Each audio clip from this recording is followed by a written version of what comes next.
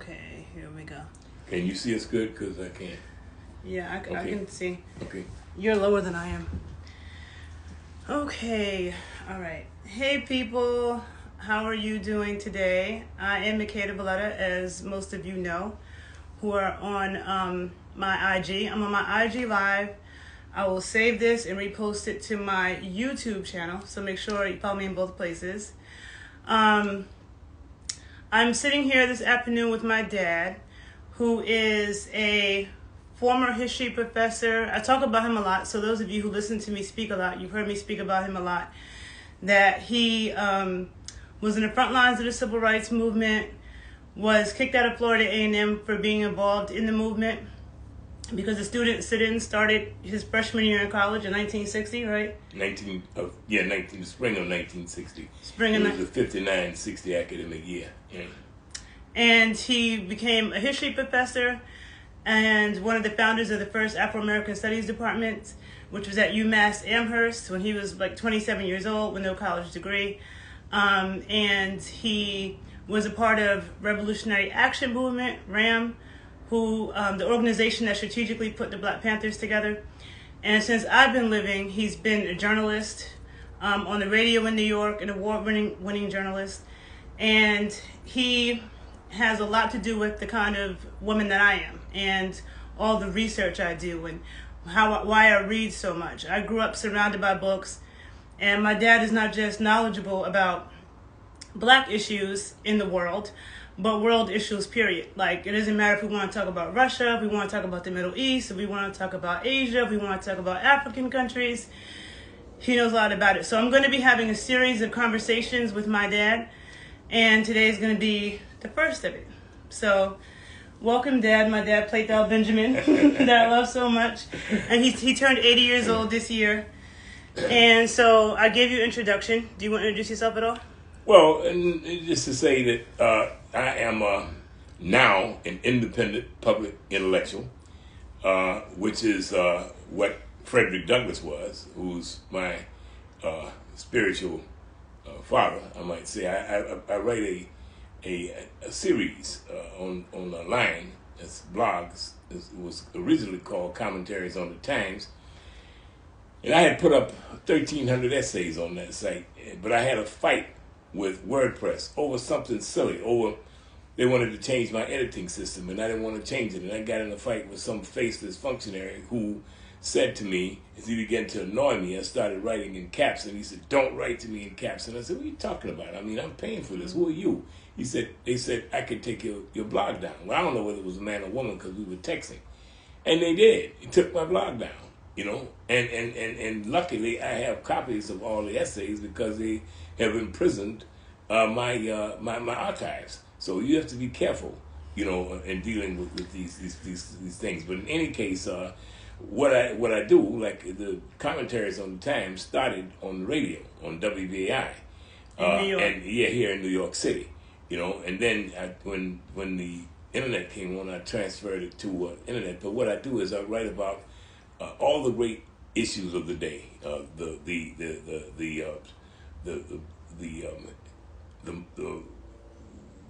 My motto is, I've come to praise the saints, celebrate the heroes, unmask the charlatans, chastise the scoundrels, teach the teachers, and enlighten the untutored mob.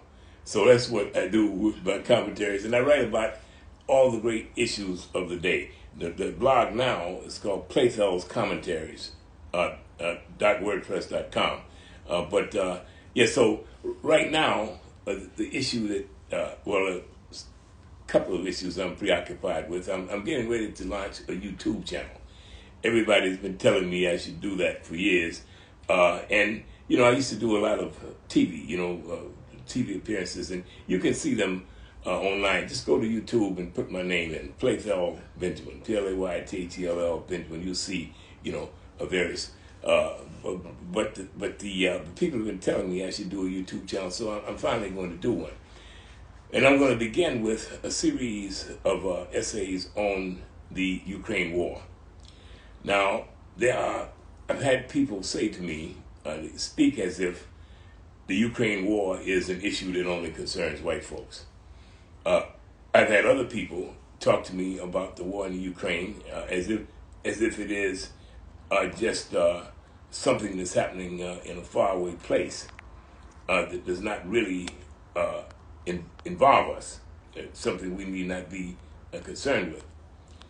Well, aside from the fact that I am a student of world affairs, and if you go to my YouTube channel, you see that, I debated the great Christopher Hitchens on the Iraq War, and there's another commentary, a 30-minute commentary on why I opposed the Iraq War from the beginning, and you will see I go into it quite in detail. So I understand that I'm a citizen of the world, of planet Earth, and what happens on this planet, particularly when it involves the possibility of nuclear holocaust, the use of nuclear weapons. That involves us all. In what most people, the two things most people simply do not grasp. The first one is this: if there's a nuclear war, all life on this earth will be finished. Okay? And there are various reasons why that is the case. First of all, it will the amount of, aside from the just explosive capacity of the bombs and the radioactivity and all that, it will also create what is known as a nuclear winter.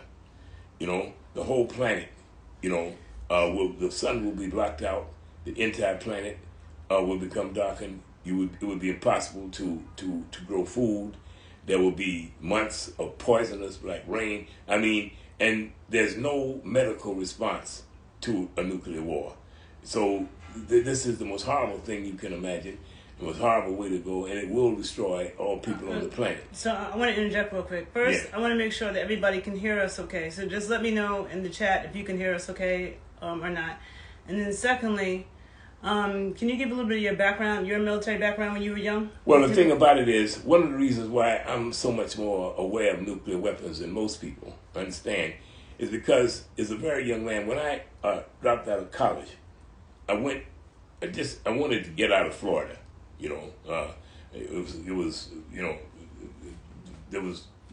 was a terrible place to be, and racist. And you're from St. Augustine, Florida. I'm from St. Augustine, the nation's oldest city. Now, I see that Cuban reject they got down there now, DeSantis. And I say Cuban reject because he's part of the people that Castro ran out of there. And when you see the kind of person he is, him and the senator from Texas and Marco Rubio, when you see these clowns, these scumbags, you see why the Cubans ran their ass out of there. Now we stuck with them. But these are the people that the United States would like to see running Cuba. In any case, DeSantis now wants to block the teaching of the history of Florida, of race relations in Florida. So the hell I grew up in, he want to pretend it didn't happen. He doesn't want to. He want to make it, illegal to teach it in the public schools. In any case, I wanted to get out of Florida, so I went. And you got kicked out of Florida A&M? Yeah, because of fighting the racist system down there. And it's a complicated matter. We'll talk about it another. Okay. Because at the time I didn't understand it. Now I understand it much better. They were trying to save the school, Okay. And in any case, when I went into the military, I went into the Air Force because I definitely did not want to do any fighting. Now, I came from a town where a lot of young men went off to the military, and quite a few of them became officers because they went first to Florida A&M or to Bethune-Cookman, and they got into ROTC. So there were quite a few of them who were officers, but there were several who had joined the Airborne. And the Airborne is a real frontline combat, unit where you jumping out of planes behind enemy line. I didn't want nothing to do with that, so I joined the Air Force because I would talk to people, and the people who were in the Air Force told me that, well, if you're not a fighter pilot, once you get through college, once you get through basic training, you get a job, like in the motor pool or as a typist. So I went in the Air Force. But I got assigned to the one unit in the Air Force that was dedicated to ground fighting, combat defense in the Strategic Air Command. I was first of all, I was assigned to the Strategic Air Command, which at that time was America's premier vehicle for delivering nuclear weapons. I was stationed up on what was called the DEW line, the Distance Early Warning Line, which is right up in the Great Plains of Montana, Glasgow, near the Canadian border. And we were called distance early warning because in case there was ever an attack from Russia, we would be among the first to pick it up. The mission of the base I was on was the nuclear destruction of the Soviet Union. There's no two ways about it. That's what we were there for, to destroy the Russians with nuclear weapons. And so I had a top secret security clearance because of the unit that I was in. We had the responsibility for maintaining all the security on the base. And there were basically three areas. There was the flight line where all of the bombers were housed. There was MMS, Munitions Maintenance Service, which is where they kept the atomic bombs. I used to sit and smoke cigarettes on piles of hydrogen bombs, all right? And that's how relaxed everybody was around this stuff. And then the other part was Central Security Control, CSC, Central Security Control was where they kept all of the plans for nuclear warfighting. Like some of the documents, for instance, that Trump took out of the White House when he left. I had access to documents like that. And he had no more right to take them out of the White House than I had to take them in my suitcase when I left the Strategic Air Command. And if I had done that, I would have been in jail faster than Lone Ranger can draw his gun. And he's still pussyfooting around. But Trump could very well get indicted for this because that's a serious crime. And once he left the White House, he was just another civilian. He's not a king. He had no right to these documents. But in any case, what happened is that I learned about the destructive power of nuclear weapons. When you're in the military, like when I was in basic training, I had no idea where I was going to be assigned. And I didn't know where I was going to be assigned until I received my orders. When you receive your orders is when you're leaving a basic training, then they tell you where you're going. So they sent me to the Strategic Air Command. I had never heard of the Strategic Air Command, But the first orientation session we had this colonel to come in, and he was telling us what our mission was. And he showed us a film. And now this film, you've seen films of the bombing of Hiroshima and Nagasaki, but nothing like the films that we had in the Strategic Air Command. These were official films where they had these films, the bombings from angles and what have you, that the civilians don't normally see. And this thing was horrifying, And the colonel, when he got through showing it, he looked at us with a smirk and said, these bombs are like firecrackers compared to the bombs we have on this base. And he explained to us how the atomic bombs they dropped on Hiroshima and Nagasaki were 20,000 tons of TNT. It was equal to the blast power. He said, we have bombs on here that's 100 megatons. That's 100 million tons of TNT. That's the neutron hydrogen bomb. You're saying? And, it was just, to me, it was horrifying. I thought right away that these people are really crazy. I thought this was madness from the very beginning, and I've never changed my mind about it. Now, here's the thing. It was dangerous enough then, but it's more dangerous now because most of these weapons systems are computerized, so the possibility of error, is even greater. Now, to show you the situation we're in right now, first of all, the average person, when they think of the war in the Ukraine, they think that this war is a result of the fact, and this is the narrative that's been widely spread. If you ask the average person, what is this war about? And they will tell you some version of, well, Vladimir Putin, a terrible dictator, and he just woke up one day and decided he wanted to restore the Russian Empire. It's nonsense. I've been writing about this. The first piece I wrote was in 2014. When the United States was engineering a coup in Ukraine. Now, I had been aware of this subject all the way back. Well, I've been aware of the Soviet Union ever since, and paying attention to them ever since I was 20 years old when I first went when I was 19 when I first went in the military. But with the Cuban Missile Crisis, when the Cuban Missile Crisis happened, I just come out of the Strategic Air Command, and I was acutely aware of the danger, and how close we came to destroying the world. Most people were not. When I came in, I found out most people didn't know anything about nuclear weapons. Just like now, I think people prefer not to think about them. But during the Cuban Missile Crisis, we came very close to destroying the world. And anybody who has any doubt about it should just get go online, go to YouTube, and put The Fog of War. This is a documentary film, The Fog of War. It's done by Robert S. McNamara. Robert S. McNamara was the American Secretary of Defense during the Cuban Missile Crisis in 1962, and it was his responsibility to order the nuclear strike. And this thing shook him up so badly. We managed to get through it. But the experience shook him up so badly that he could never forget it. As a matter of fact, Lyndon Johnson, President Lyndon Johnson, after Kennedy was assassinated and Johnson became president, he eventually sent Robert McNamara to head the World Bank.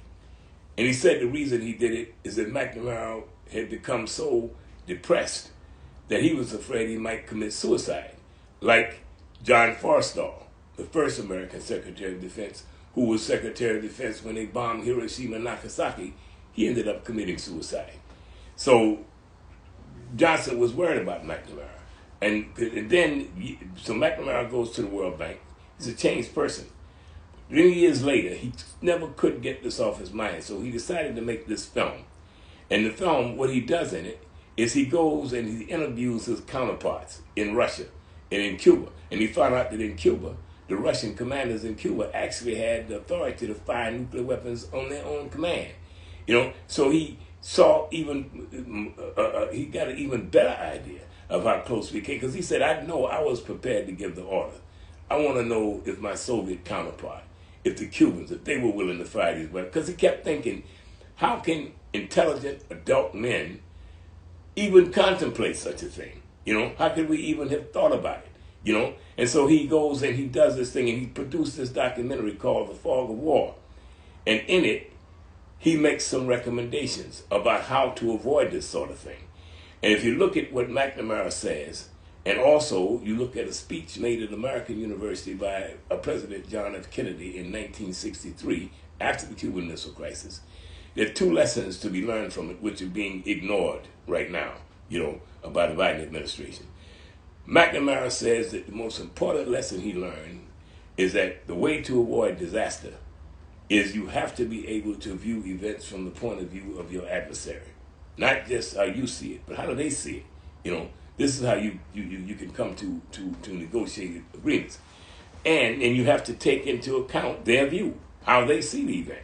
You simply cannot view conflicts from your point of view, and expect to reach any resolution. You have to avoid conflict and disaster. You have to be able to view events from your adversary's point of view and try to come to some understanding.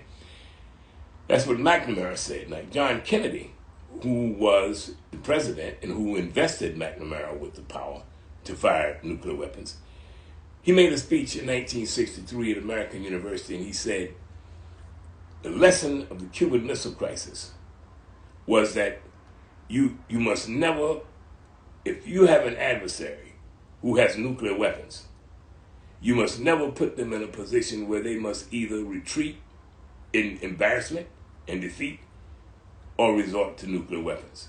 You must never put them in a position like that. That's the position that Biden and NATO are trying their best to put Vladimir Putin in right now.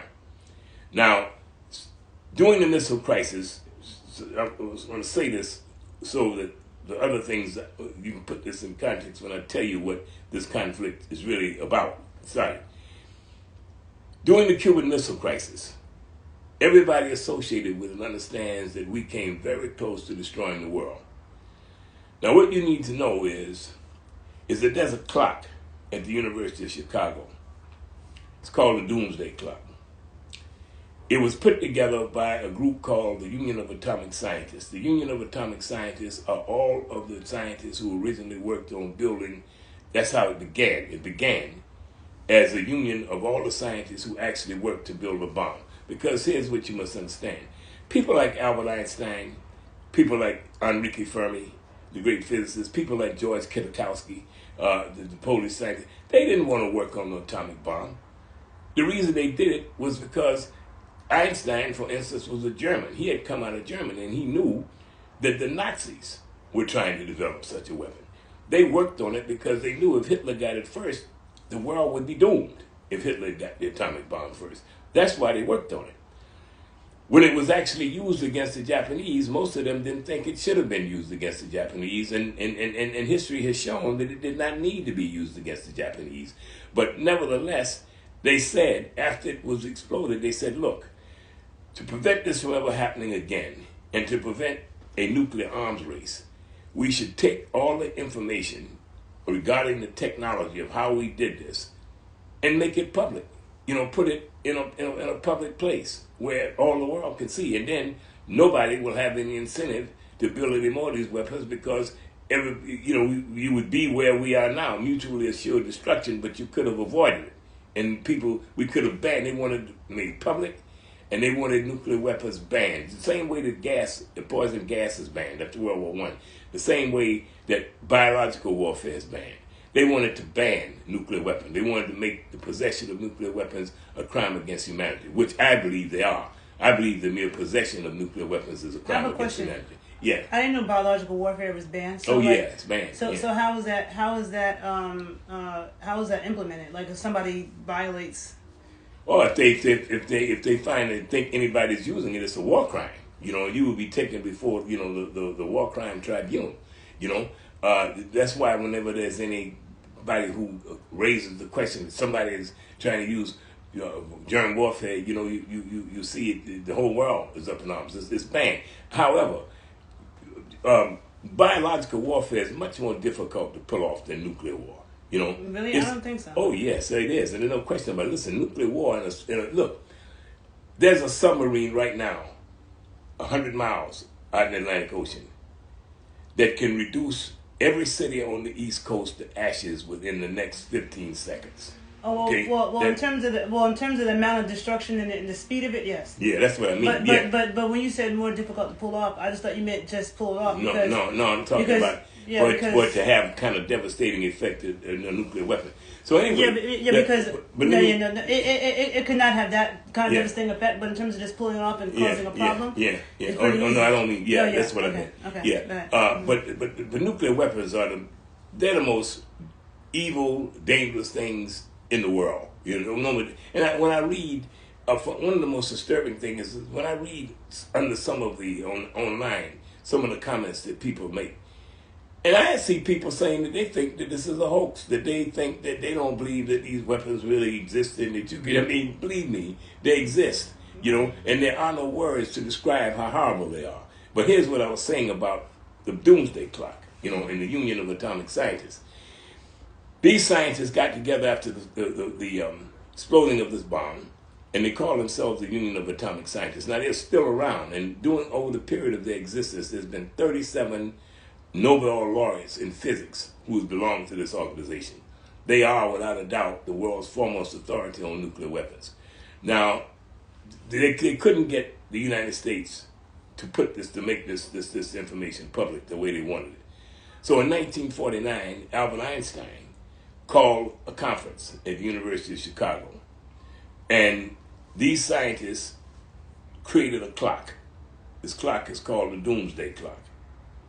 And depending upon how close the world is to nuclear destruction, they place the hands on the clock toward midnight. So here's what you need to understand. That during the Cuban Missile Crisis, when everybody talks about how close the world came to nuclear destruction, the hands on the Doomsday Clock was set at 7 minutes to midnight. Right now, the hands on the Doomsday Clock is set at 100 seconds to midnight. Okay? That's how much more closer we are to nuclear disaster now than during the Cuban Missile Crisis, and there's virtually no discussion of it. There's virtually no discussion of it. The average person, most of you will never have heard what I'm saying before. Now, let's talk about this in the context of the Ukraine war. The first thing you have to understand about the Ukraine war is that, contrary to the master narrative that you're hearing, that is Putin is just he's this crazed dictator of the world. Let me say this: Putin has not done anything that any American president, Democrat or Republican, would not have done much sooner. Okay? Why do I say that? Have any of you ever heard of the Monroe Doctrine? Do you know what the Monroe Doctrine is? I don't. Well, the Monroe Doctrine is a doctrine that the United States imposes that was first introduced by President James Monroe back in 1830, which says that no foreign power can set up a military alliance or military bases in this hemisphere. Nowhere in this hemisphere. That's from here, from Canada to Chile. All right? Now, NATO, the North Atlantic Treaty Organization, the one thing that Donald Trump said that I agree with, that he was absolutely right about, was this. When he said that NATO is a costly and dangerous anachronism. He was right about that. Of course, because of his smarmy relationship with the Russians and the Russians, interventions in the election and all that, he couldn't argue this because people would just dismiss it and say, he's saying that because he's Putin's puppet. So that nullified him. But the leading American Russian scholar at the time, Stephen Cohen, who was he used to be, and Stephen Cohen used to be on my radio show all the time when the Soviet Union was collapsing. He was always on my show, and he was the director of Russian Studies at Princeton and at NYU. Stephen Cohen, when this thing began to develop the way that it did, and the narrative started the way it went, he was trying to say, look, Hillary Clinton, for instance, said Putin is another Hitler, and Cohen said he's not another Hitler, and what he's doing, the steps that he's taking, are no different from what any American. Think of it this way: NATO is a 30-nation military alliance. It came into existence to contain the expansion of Soviet communism. That's its raison d'etre, as the French would say. That's why it was created. So then, in 1991, when the Russians dismantled the communist system and allowed the nations in the Union of Soviet Socialist Republics, which are made up of a series of countries, he said, if any of you all who want to go your own way, go your own way. Lithuania, Latvia, Estonia, Ukraine, all of these countries, were part of the Soviet Union. Now, when they were dismantling this, they assumed, Gorbachev, in his negotiations with Jim Baker, who was the Secretary of State at the time, the big question was German reunification. Germany had been split between the West and the East. When the Nazis fell, two armies converged on Germany, on Berlin. One from the West, the Western Allies, the United States, Britain, France, and at the time, the Soviet Union was an ally of the United States. They were military allies in World War II against the Russians. And the Soviet Union played the greatest role in the defeat of the Germans. The Soviet Union lost 27 million people were killed by the Nazis. That was bigger than the whole population of Afro-Americans at that time. Were murdered by the Nazis in Nazi invasion of Russia. So Marshal Georgy Zhukov, the great commander of the Red Army, Dwight D. Eisenhower was the commander of the Allied forces. Their forces both converged. Somebody said NATO was supposed to be disbanded after the fall of the Soviet Union. Why is it still in place? Well, it should have been disbanded. That's the point that I'm making now. You see, because when they formed NATO, the Russians formed the Warsaw Pact in response. This was the alliance of all the communist countries, right? When they broke up the Soviet Union, the first question was, what's going to be the fate of Germany? Because the Russians because what happened was, wherever the Russian army and the Allies were, when the Nazis fell, that's where they stayed. So all the territory that was on the side where the Russian army was became a part of the communist bloc, and that's why you got East and West Berlin. That's how you got it, East and West Germany, right? Now, so the status of Germany was a major question when they were talking about, dismantling the Soviet Union. If you had been invaded within World War One, World War Two, World War One in the 1919. By 1930, the Germans were invading. Within 40 years, Germany had been invaded twice. Russia had been invaded twice by Germany. The second time, as I said, they lost 27 million people. So they didn't want to hear nothing about, the reunification, rearming of Germany and all that. And so they had to negotiate this. And so the Russians said, we will agree to German unification under one condition, that NATO and the Western forces not move not 1 inch to the east toward our border, not 1 inch. Jim Baker, Secretary, agreed to this. Now, I have written 3 pieces on this, which you can find online. Go to Playthel's Commentaries, Playthells, no apostrophe, Playthells, Commentarius, Playthel's Commentaries, .wordpress.com. All right, and you will see I have 3 pieces. The first one is called "On Pious Piffle and Ahistorical Bullshit." The second one is called "While Statesmen Babble, while Statesmen Blunder and the Media Babbles, the World Stumbles Toward Doomsday." And the third one is called "On Dr. John Maynard Keynes, a Prophet for Our Times." And let me just tell you what I deal with here.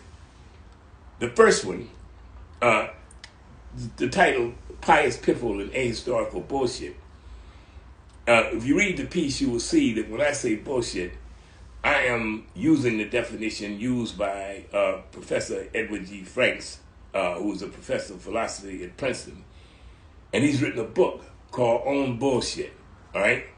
And just what he means by it is what I mean by it. And it's a pretty good idea. It's pretty much what you think it is, too. You understand? But there's a specific definition of bullshit, And like I said, it's not unrelated to what you think when I'm saying bullshit. But the main thing about bullshit is that what Professor Franks points out after his studies, that the bullshit is not necessarily trying to tell a lie. They just have no interest in the truth at all. You understand what I'm saying? So, they're creating, like a fake narrative altogether. So, this is when I say ahistorical bullshit. What I mean by ahistorical is that it's divorced from history. This narrative that they come up with, it's divorced from history. There's nothing in the world that does not have a historical context. There's no historical context to this. They act, like I said, the impression most people have is that Putin just woke up one morning and decided he was going to restore the Russian Empire.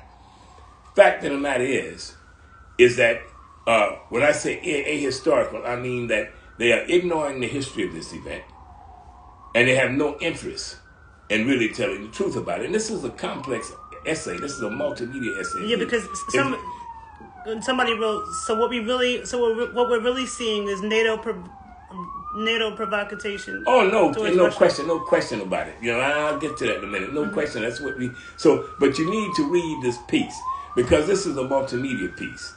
And at the bottom of it, I have something called unimpeachable sources. Okay, my sources are unimpeachable. What do I mean by unimpeachable? I mean you can't argue with them. I mean you can't dispute them. So who are these unimpeachable sources that I refer to? The first one is Jack Matlock. Jack Matlock was the ambassador to the Soviet Union at the time that these agreements were made. He was in the room, And not only that, but during the Cuban Missile Crisis, when the world was on the brink of destruction, he was the one in the American embassy that translated the cables between Kennedy and Khrushchev, where one mistake, if he had gotten one word wrong, it could have destroyed the world. So that's who this guy is. Don't nobody know more about this than him. Okay, now there's also George Kennan. George W. Kennan was for many years our leading Soviet scholar. George Kennan is the one who authored the plan that led to the creation of NATO. George Kennan, in 1947, he was a diplomat in the American embassy in Russia, and he wrote what is known as the long X essay by X. That's what they call it. It's almost a 50-page essay in which he laid out a view of the Soviet Union and how to contain the expansion of the Soviet Union that became the basis of the Truman policy in 1947 and remained the fundamental basis of American policy toward the Soviet Union until it was dismantled in 1991. So nobody understands more about this than George Kennan, all right? And George Kennan, all of these people that I'm talking about firmly place the responsibility for this war on NATO and the United States behavior. Read the piece. They're there. You can see them. So some of them I have, videos of them talking about it. Jeffrey Sachs, Dr. Jeffrey Sachs, who heads the Institute for Sustained Development over at Columbia University, one of our great universities. Now, Jeffrey Sachs, when I first encountered Jeffrey Sachs, I was a columnist, an editorial page columnist at the New York Daily News. And when I first encountered him, frankly, I thought he was an asshole.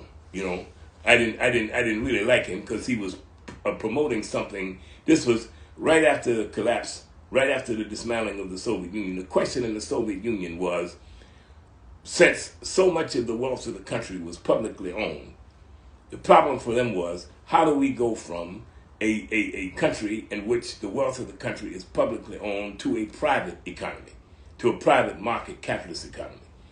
Jeffrey Sachs was their chief economic advisor, and he was promoting a program called shock therapy. Now, shock therapy was a theory that was developed by Milton Friedman of the University of Chicago, the Monetary School of Economics at the University of Chicago. He was a Nobel Prize winner, but he was an asshole too, right? So the point is that Jeffrey Sachs, he's over there trying to apply this shit. And I wrote columns at the time that now read like prophecy. I said, this is going to result in the greatest theft of public assets in the history of the world. This is what created with the people that you hear that they call the oligarchs. Now he understands the error of his ways, okay? But the thing is that he also understands everything that happened over there. And you can go to Democracy Now! Go to put Democracy Now! With Amy Goodman, which is one of the best sources of news. I worked with Amy. We worked together at BAI for years, but she has her own thing now, and it's a marvelous thing. It's a wonderful counter-narrative, to the dominant narrative. And she's a Harvard graduate. She's a brilliant lady, you know what I mean? But she has Dr. Jeffrey Sachs on often. Just go to Democracy Now! And when it comes up, put in the search engine Dr. Jeffrey Sachs and listen to him talk about what the real situation is here in Russia. You understand? And with this Ukraine situation. Now, understand something. This does not mean that any of us fully support the invasion of Ukraine. What we're saying is this, is that NATO provoked it. And it could have been, and that he's not doing anything that any American president would not do if given the same situation. Let me tell you something. You can go online and put Victoria Nuland and the Ukrainian coup. Put that in there, all right? Victoria Nuland was the United States Undersecretary of State for Eastern European Affairs in 2014. At the time, the Ukrainians had a prime minister named Viktor Yanukovych. Yanukovych was a pro-Russian leader, and the Ukrainian government at that time was pro-Russian. But there was a faction in Ukraine who wanted the Ukraine to join NATO the way that Estonia, Latvia, Lithuania had done. Now the Russians, these are former members of the Soviet Union who are now joining NATO. Now NATO ain't even supposed to be there. It's a North Atlantic Treaty Organization. What are they doing up on the Baltic Sea in the first place? What are they doing up on the Russian border?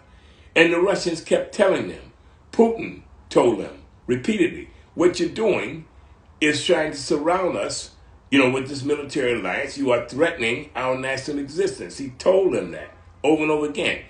In 2014, somebody hacked, probably Russian intelligence hacked Victoria Nuland's phone. The American the American Secretary of State for Eastern European Affairs, and you can hear her on the phone instructing Ambassador Pickering, our ambassador to the Ukraine, how to help these rebels overthrow the Ukrainian government. You can hear it. And and she says, they say, well, who are we going to replace it with? They said, well, the European Union, they don't want to. She said, fuck the European Union. We don't decide who his successor will be. So they put this other joker in there, and he turned out not to be that, effective ruler. So Vladimir Zelensky, who is now president, Zelensky, in a way, he's like Donald Trump, in the sense that both of their political careers were launched as a result of fake television programs. In the case of Trump, it was this fake thing, so-called Business The Apprentice. But with Victor, this guy here, he was a comedian. He had a sitcom. He had a sitcom where he played the president of the Ukraine. And at one point, he just decided to run for president and took the name of... Okay, go ahead. He named his political party after the sitcom, after the television show. Oh, wow. And he won. That's how he, just like that nobody thought Donald Trump could win. They thought he was a joke. He won. Oh. Okay? And so now here you got a clown. I'm writing a piece right now about his visit to the American Congress, where everybody's just good. The title of my piece is The Tears of a Clown. And the subtitle is A Consummate Actor Takes Center Stage. He's an actor. You understand? And the fact that the proof that he's incompetent as a leader is the fact that he has led his country into a situation where it's being destroyed. They're being destroyed. All right? Now, it's all right for, people on the sidelines in America to talk about, well, they're fighting. Yeah, their country is being destroyed. And the Russians, the Russians not only have the power to destroy them, they have the power to destroy the world. The Russians have the biggest nuclear arsenal in the world. And Putin has told them several times that he was putting his nuclear weapons on alert. But Biden, I look at Biden, and now I voted for Biden, and I do it again if the choice was between him and Donald Trump. But the choice now is Donald Trump, who wants to be an American Hitler. So the choice is between, a wannabe dictator, a fascist dictator, and a bumbling old fool who seems to be trying to drive the world into a nuclear war. I mean, Biden's running around bragging about what he's done to Putin, he's done to, and this is exactly what John Kennedy said you shouldn't do. You understand? A president ought to know that. He should know enough about history to know that. Now, so in that first essay on pious pitfall and ahistorical bullshit, that's what I'm dealing with, the roots of this. How did this war begin? That's what I'm dealing with.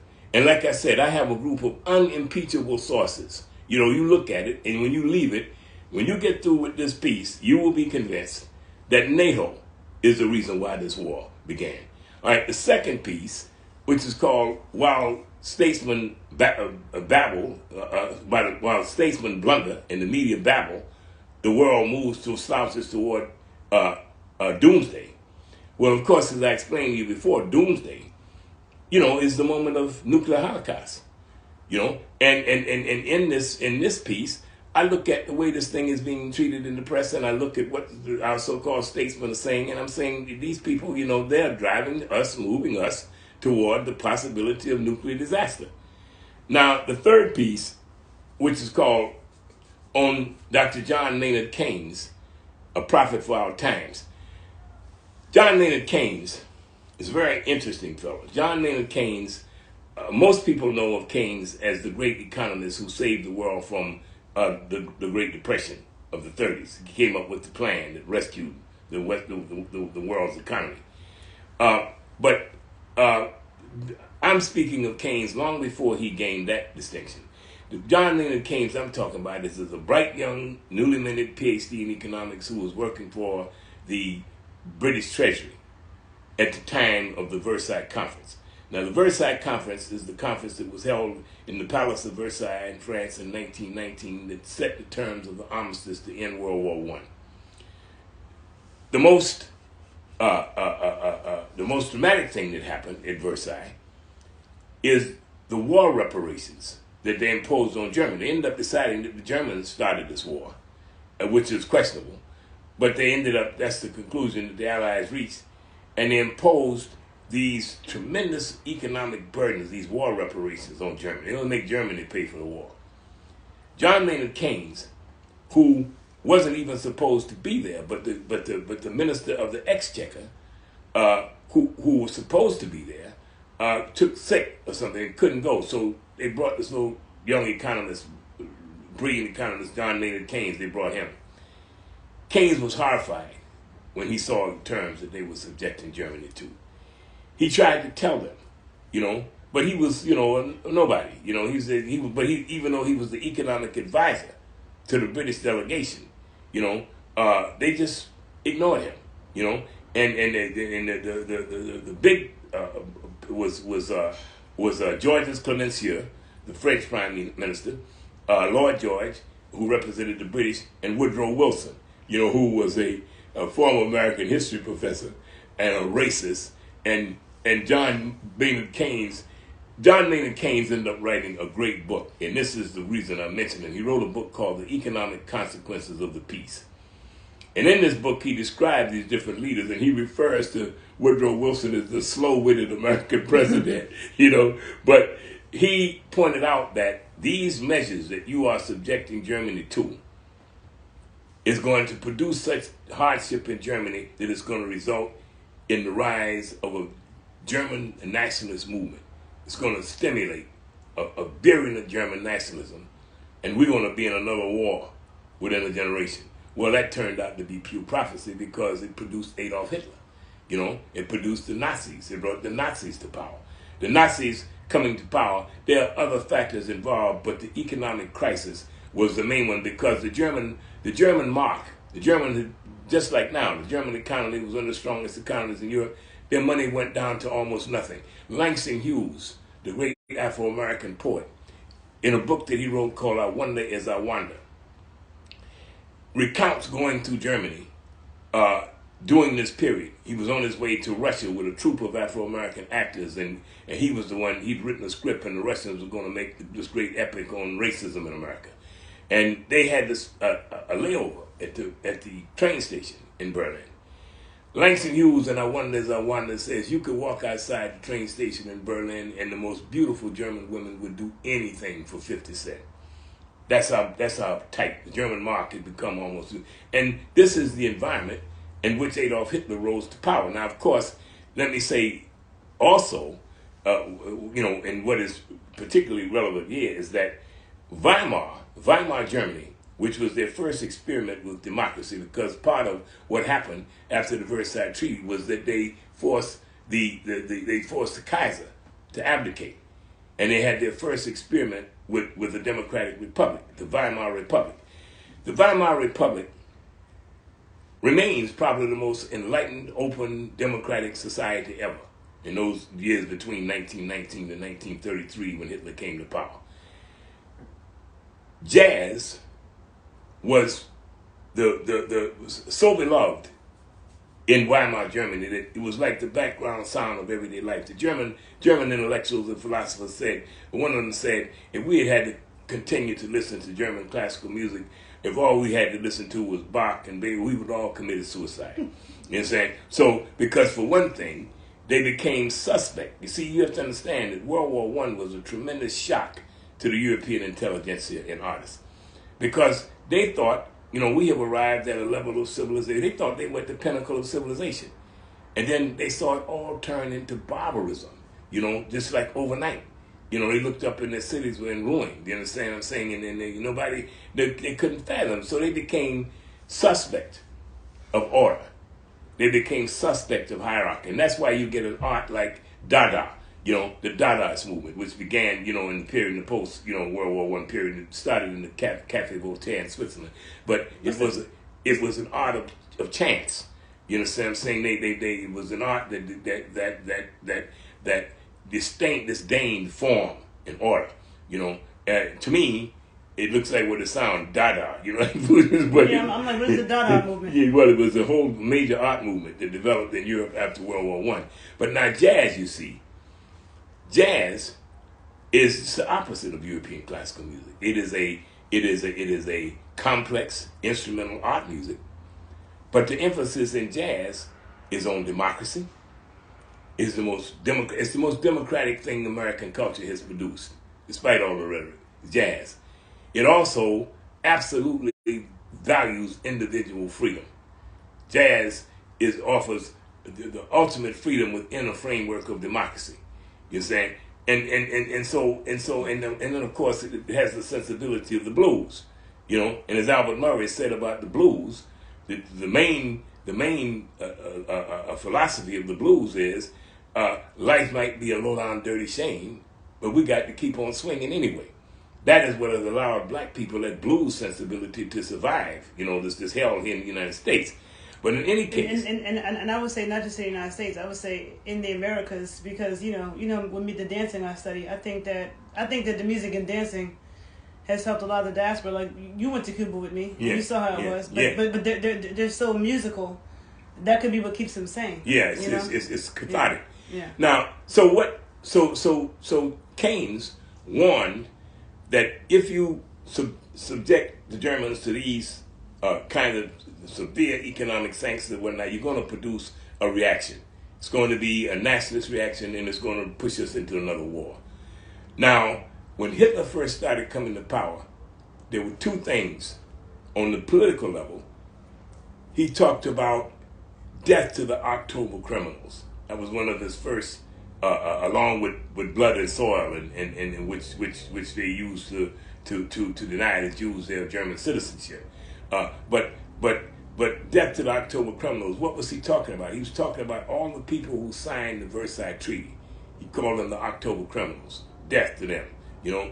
Also, he was a real uptight square, you know, who hated jazz and hated the black dance, which was dominant. Listen, jazz and Afro-American aesthetic was so dominant in Weimar Germany that one scholar has written a book titled The Jazz Republic, you know, and he's written a whole scholarly book showing and then there's a movie called Swing Kids, you know, which you can look, which deals with the swing dance craze. How all the German youth and during Weimar was just in love with dancing to you know swing bands, you know, and then of course another thing is that it was the most tolerant society. I mean, homosexuality was openly practiced. You had in the clubs, you know, you'd see homosexual. I tell you who really captures this. The great Afro-American novelist and Rutgers professor John A. Williams has written a book called Clifford's Blues. And this really captures the life of Weimar Germany because Clifford was a black American jazz pianist who went to Germany, Weimar Germany, with an orchestra, jazz orchestra. And he looked around, and first of all, he was idolized because he was a black jazz musician. And then he saw all these gay people everywhere, all in the open, you know, all making love, and he was gay, you know. And this is a time in America when being gay was really, you know, really an oppressive situation. So he thought, shit, this is heaven. So he decided to stay there, you know, and he didn't come back with the band. And you see the rise of Nazism through his eyes, you know, the way, and it's marvelous. It's called Clifford's Blues by John A. Williams. It's a wonderful read. You should get it. But in any case... Somebody said they wish you would have been their history teacher. Well, you know, the thing is, I'm doing a documentary on my life, and some of my students are making videos talking about what it was like being my students. And I'm too modest to repeat some of their comments, but let's just say that it makes an old man feel good the way they talk about what it was like being my student. But in any case, so what we have here, how does what Keynes had to say and the economic consequences of the peace, how does it apply to the present situation? Well, Biden, walks around bragging about how they're going to destroy the Russian economy. Now, of course, it hasn't turned out that way because Russia's got all this oil and gas, and it's easy to talk trash. But take India, for instance. India say, look, first the Americans tell us we can't buy no Iranian oil. Then they tell us we can't buy no Venezuelan oil. And now they're going to tell us we can't buy no, fuck the Americans. They buying Russian oil, and of course the Chinese, they use a lot of oil. Instead of saying they buying all the oil and gas they can get, the Africans, they look at this shit sideways like the South Africans. It was the Russians who helped them in their liberation struggle. You know what I mean? Even though it was the Soviet Union, and this is not the Soviet Union, but the fact is the Russians have no history of colonial oppression in Africa. And so Africans are very, that's why Biden had all these Africans here in this summit not too long ago. He had this big conference where he invited all because he's worried. They're not really supporting this. Brazil, is not supporting it. The BRIC nations, you're hip to BRIC, right? Brazil, Russia, China, the Brazil, Russia, India, China, this new bloc that they put together, you understand what I'm saying? Because they get tired of the United States being able to say, well, you can't use the international monetary system no more. So they putting together a counter financial system. And most of the BRIC nations, if you look at the world in terms of the southern hemisphere and the northern hemisphere, the southern hemisphere is where most of the colored nations are. The southern hemisphere, and they're not.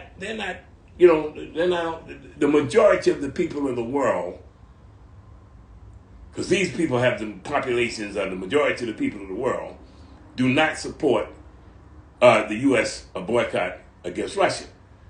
Now, and of course, the Chinese, they see that what NATO is doing with Russia. And now let's be clear about something. NATO is a group of American vassals, right? They do what the United States want them to do. That's why when Donald Trump looked at it, Donald Trump said, why are we paying almost the whole price for this thing? He said, why are we paying for the defense of these Europeans? They should be able to pay for that. And this is why Trump made it such an issue about making these people pay more money into this. But he wanted to get rid of it. Now, Trump, too, is a cruel and ignorant businessman, but he knows a sucker's arrangement when he see one. You understand what I'm saying? And he looked at, and see, the thing is, I've been saying this since 1991, that NATO should have disbanded. I've been saying this ever since the collapse of the Soviet Union. The raison d'etre, the reason for the creation of NATO was to contain Russian communism. Well, when the Russians were no longer communists, why do you still need NATO unless you got some kind of nefarious intentions, right? And so what they did was, it was Bill Clinton. And it's interesting that Hillary, should have been so aggressive against Putin because it was Bill Clinton who started this mess that got us into this. From 1991 until 1998, the United States kept this agreement, and there was no movement of NATO toward Russia. Bill Clinton, in 1998, decided to expand NATO. At the time, if you read my first piece, Pious, Piffle, and Ahistorical Bullshit, if you read the first piece, you will see what George Kennan, the author of this containment theory, the one who created it, whose theoretical policy work created it, who wrote the policy.